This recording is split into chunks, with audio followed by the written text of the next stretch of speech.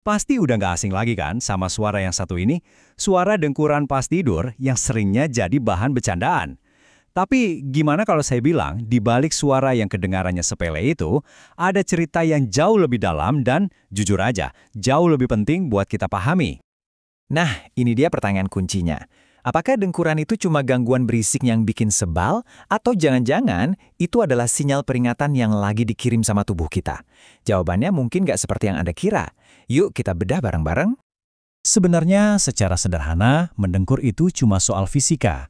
Jadi gini, bayangin aja udara lagi mencoba lewat jalan yang sempit banget. Pas kita tidur, kalau ada sesuatu yang menghalangi jalan napas, udara yang kita hirup itu bakal maksa lewat. Nah, paksaan inilah yang bikin jaringan lunak di tenggorokan kita bergetar. Getaran itulah yang kita dengar sebagai suara ngorok. Oke, bagian pertama, sains di balik suara. Kita udah tahu ini soal getaran, tapi yuk kita coba ngintip lebih dalam lagi ke tenggorokan kita buat lihat apa sih yang sebenarnya terjadi sampai suara itu bisa muncul. Prosesnya tuh dimulai pas kita tidur pules. Semua otot di tubuh kita kan jadi rileks ya, termasuk otot di tenggorokan dan lidah. Akibatnya, pangkal lidah kita bisa jatuh ke belakang dan bikin saluran udara jadi lebih sempit. Nah, disinilah masalahnya dimulai. Udara yang kita hirup jadi terpaksa lewat celah sempit ini, dan akhirnya bikin jaringan lunak di sekitarnya bergetar. Getaran inilah yang menghasilkan suara dengkuran yang khas itu. Lantas, apa aja sih pemicu utamanya?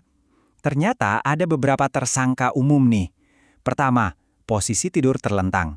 Ini bikin gravitasi gampang banget narik lidah kita ke belakang. Terus, berat badan berlebih juga bisa menekan saluran napas. Alkohol dan rokok, wah itu bikin otot tenggorokan jadi makin rileks. Bahkan hal-hal kayak alergi atau sekedar proses penuaan pun bisa ikut andil. Oke, kita masuk ke bagian kedua, saat suara menjadi peringatan. Sampai sini kita ngomongin ngorok sebagai suara yang ya ganggu aja.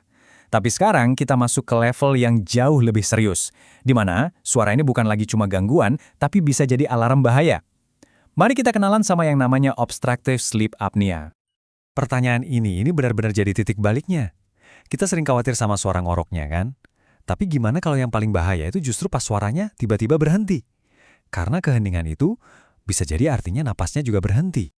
Inilah yang disebut obstructive sleep apnea atau disingkat OSA. Ini udah bukan lagi soal getaran. Ini soal saluran napas yang benar-benar tertutup yang bikin napas kita berhenti berkali-kali sepanjang malam. Jadi catat ya, ini bukan lagi masalah suara, tapi masalah napas yang berhenti. Biar makin jelas bedanya, coba lihat ini. Dengkuran biasa itu terjadi karena saluran napas yang menyempit, makanya timbul suara.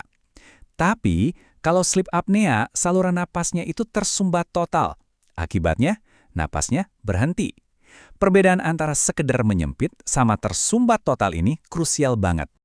Nah, seberapa parah sih sleep apnea itu? Ada ukurannya, namanya AH, atau Apnea Hypopnea Index.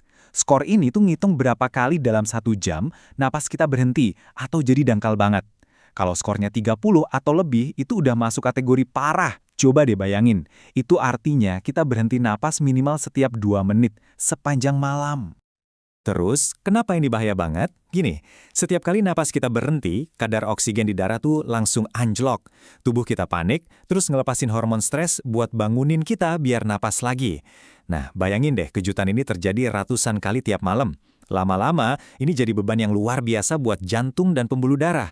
Makanya risikonya ngeri, hipertensi, stroke, bahkan kematian jantung mendadak. Angka ini benar-benar bikin kita mikir ya, ini nunjukin kalau hubungannya itu kuat banget, bukan kebetulan. Jadi OSA itu bukan cuma masalah tidur, tapi ini juga masalah jantung yang serius. Oke, kita masuk ke bagian ketiga, rencana aksi Anda. Setelah tahu bahayanya, jangan panik dulu. Kabar baiknya, ada banyak banget yang bisa kita lakuin. Yuk, kita bahas solusinya, dari yang paling simpel sampai bantuan medis. Kita mulai dari yang bisa langsung Anda coba di rumah malam ini juga. Coba deh, tidur miring, ini bisa bantu lidah nggak jatuh ke belakang.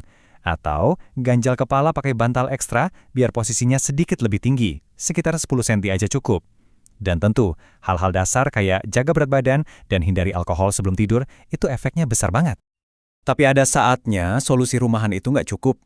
Kalau Anda atau pasangan Anda ngalamin gejala-gejala ini, misalnya kebangun sambil megap-megap, ngantuk parah di siang hari, atau bahkan pasangan Anda lihat Anda berhenti nafas, ini udah lampu merah. Ini tandanya Anda harus segera ke dokter. Jangan ditunda-tunda ya. Nah, buat kasus OSC yang udah didiagnosis dokter, ada beberapa penanganan medis yang efektif banget.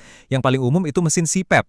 Alat ini ngasih aliran udara konstan biar jalan napas kita tetap kebuka pas tidur. Ada juga pilihan lain, kayak alat oral khusus yang ngatur posisi rahang, atau bahkan operasi buat ngilangin sumbatan fisik, misalnya amandel yang terlalu besar.